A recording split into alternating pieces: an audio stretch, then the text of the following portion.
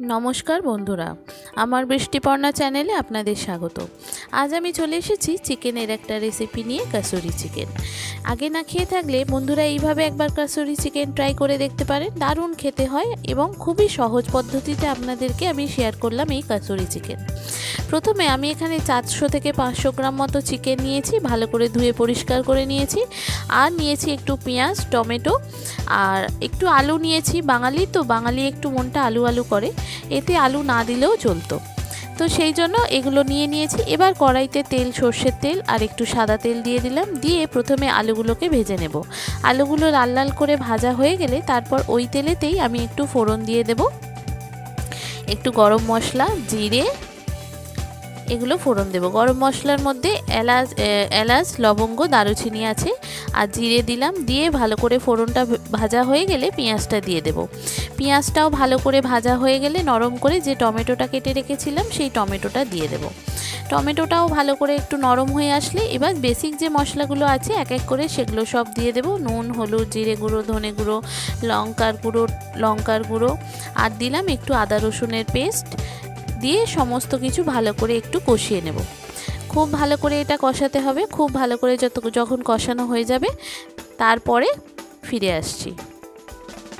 এটা যদি আপনার কষাতে যদি জল লাগে, অল্প অল্প করে জল দিয়েও এটা কষাতে পারেন। যত ভালো করে কষানো হবে দেখবেন এর গন্ধটা অন্যরকম ছাড়ছে, তখন বুঝবেন যে আপনার মশলা কষানোটা হয়ে গেছে আর মশলা থেকে তেলটা ছেড়ে যাবে।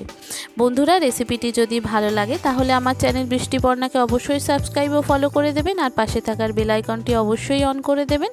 তাহলে যখনই আমি ভিডিও আপলোড করব আপনাদের কাছে নোটিফিকেশন চলে আসবে ভিডিও আপলোডের। কেমন হলো রেসিপিটা অবশ্যই কমেন্ট করে জানাবেন। ভালো লাগলে একটা লাইক ও শেয়ার করে দেবেন। দেখুন মশলা কষানোটা হয়ে গেছে। এবার আমি চিকেনগুলো দিয়ে এটাকে আরও ভালো করে কষাবো। এবার এখানে ঢাকা দিয়ে আমি কষাচ্ছি। যতটা ভালো করে ঢাকা দিয়ে কষাবেন দেখবেন চিকেন থেকে জল ছেড়ে যাচ্ছে আর ওই জলেতেই আপনার মশলা কষানোটা হয়ে যাচ্ছে। এবার আমি যে আলুগুলো ভেজে রেখেছিলাম সেই আলুগুলোও এর সঙ্গে দিয়ে দিলাম। দিয়ে আমি এটাকে ঢাকা দিয়ে এরকমভাবে কষাবো। এটা একটু টাইম লাগে, এটা আমি ঢাকা দিয়ে কষাবো, সেই জন্য আমার একটু টাইম লাগছে। এটা যখন দেখবেন একদম সুন্দর গন্ধ ছাড়ছে তখন আপনার কষানো হয়ে যাচ্ছে। তারপরে আমি এখানে অল্প সামান্য জল দেব। আর জল দেওয়ার আগে আমি একটু গরম মশলার গুঁড়ো দিলাম আর দিলাম একটু সামান্য চিনি আর দিলাম একটু গোলমরিচের গুঁড়ো দিয়ে এটাকে আমি ভালো করে কষিয়ে নেব। গোলমরিচের গুঁড়ো দিলে কি হয়, অনেক সময় কারোর যদি হজমের সমস্যা থাকে বা অম্বল করে, গোলমরিচটা কিন্তু সেই অম্বলটাকে কমিয়ে দেয়, মানে অম্বল হতে দেয় না। তো সেই জন্য একটু গোলমরিচ দিলে কিন্তু রান্নার স্বাদও ভালো হয় আর শরীরের পক্ষেও ভালো। এবার মশলাটা কষানো খুব ভালো করে হয়ে গেছে। এবার এখানে আমি পরিমাণ মতো জল দেব। একটু ঢাকা দিয়ে আর একটু কষিয়ে নেব, নিয়ে তারপর পরিমাণ মতো জল দেব। খুব বেশি জল আমি দেব না এখানে, যেহেতু এটা কষার মতো হবে কাসুরি চিকেনটা দিয়ে, সেজন্য অল্প পরিমাণ জল দেব। তার আগে আমি একটু বেশি করে কাসুরি মেথি নিয়েছি। দেখুন অল্প একটু জল দেব, দিয়ে এটাকে সামান্য আবার ঢাকা দিয়ে কষাবো। এইভাবে আপনি 3 থেকে 4 বার আমি করেছি, অল্প জল দিয়ে ঢাকা দিয়ে কষিয়েছি। আবার যেটা হয়ে গেছে আবার আমি অল্প জল দিয়েছি, ঢাকা দিয়ে কষিয়েছি, এরকম 3-4 বার করেছি। হয়ে যাওয়ার পর তারপরে আমি একটু বেশি করে কাসুরি মেথি নিয়ে কাসুরি মেথিটা দিয়ে ভালো করে এটা কষিয়ে নিয়ে তারপর আমি 1 থেকে 1.5 কাপ মতো, ছোটো কাপের 1 থেকে 1.5 কাপ মতো জল দিয়ে এটাকে আমি সিদ্ধ হতে দেব। ব্যাস, কেমন হলো রেসিপিটা অবশ্যই কমেন্ট করে জানাবেন। আপনারাও কি এইভাবে কাসুরি চিকেন করেন তো সেটাও আমাকে অবশ্যই কমেন্ট করে জানাবেন। ভালো লাগলে একটা লাইক ও শেয়ার করে দেবেন।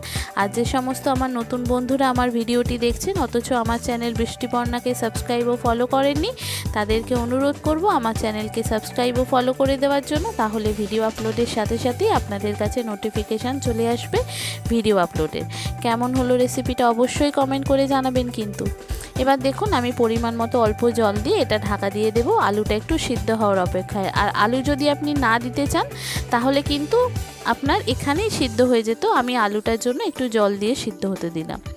আর আলুবিহীন করলে তখন আপনাকে আর এতটা সিদ্ধ হওয়ার দরকার নেই, ঢাকা দিয়ে করলেই এটা সিদ্ধ হয়ে যেত। এবার দেখুন 5-7 মিনিট পর ফিরে আসছি, আলুও সিদ্ধ হয়ে গেছে। মশলাটা একটু নুন ঝালটা একটু চেক করে নেব, নিয়ে একদম গ্রেভি করে নামাবো। যেহেতু এটা রাতের খাবার জন্য আমি করছি, এটা রুটি, লুচি, পরোটা, পোলাও, রাইস সবের সাথে খেতে পারবেন, এত সুন্দর খেতে হয়। আর এখানে এই কাসুরি চিকেনে কাসুরির একটা গন্ধ ছাড়ে, তো দারুণ মানে গন্ধে মমো করবে, এত সুন্দর খেতে হয়। তো এইভাবে একবার ট্রাই করতে পারেন এই রকম কাসুরি চিকেন। আমি একটু নুন মিষ্টিটা চেক করে নিলাম, নুন ঝালটা চেক করে নিয়ে তারপরে এটা একটু গ্রেভি সহ এটা নামিয়ে দেবো। ব্যাস, গরম গরম সার্ভ করলেই রেডি। ভাতের সঙ্গেও খেতে পারবেন, আপনি রুটি, লুচি, পরোটার সাথেও খেতে পারবেন, আর আপনি যে কোনো রাইস, পোলাও সবের সাথেই খেতে পারবেন, এত সুন্দর খেতে হয় এই রকম কাসুরি চিকেন। আর কাসুরিটা একটু বেশি করে দিতে হবে কাসুরি চিকেনে, তাহলে কিন্তু এর গন্ধটা আর স্বাদটা খুব ভালো হয়। দেখুন এটা একদম শুকনো শুকনো করে তারপরে আমি এটা নামিয়ে নেব। আর চিকেন একটু তাড়াতাড়ি সিদ্ধ হয়ে যায়, নরম চিকেন হয়, আলুটার জন্য একটু টাইম লাগছে, নাহলে চিকেনটা একদম কষানোর সঙ্গে সঙ্গে এটা সিদ্ধ হয়ে গেছে। দেখুন এবার নামিয়ে ফেলবো, গ্যাস বন্ধ করে দিলাম, দিয়ে এটা নামিয়ে সার্ভ করলেই রেডি। দারুণ খেতে হয়, দেখুন কি সুন্দর কালার এসেছে, দেখতেও কিন্তু দুর্দান্ত স্বাদের হয় এই রকম কাসুরি চিকেন। দেখুন খুব সুন্দর দেখতে হয়েছে আর খেতেও কিন্তু দারুণ হয়েছে এই রকম কাসুরি চিকেন। দেখেছেন কি সুন্দর দেখতে হয়েছে। কেমন হলো রেসিপিটা অবশ্যই বন্ধুরা কমেন্ট করে জানাবেন, ভালো লাগলে একটা লাইক ও শেয়ার করে দেবেন।